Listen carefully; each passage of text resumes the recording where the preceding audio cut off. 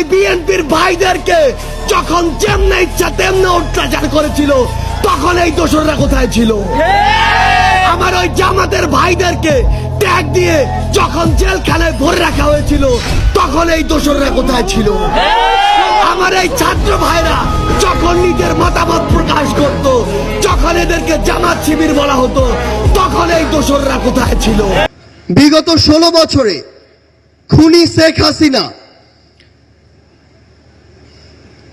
যাকেই তার potential threat মনে করেছিল তাকেই যেভাবে পেরেছে নানা উপাধি দিয়ে, নানা তকমা দিয়ে ব্লেম গেম খেলা যেটি ছিল সেই খেলায় মেতে উঠেছিল। আমরা দেখেছি অনেক নিরপরাধ মানুষকে, অনেক নিরপরাধ আলেম ওলামাকে কিভাবে শুধুমাত্র তার পটেনশিয়াল থ্রেট মনে করার কারণে জেলখানা থেকে শুরু করে হামলা মামলা নির্যাতনের মাধ্যমে হত্যা করেছে।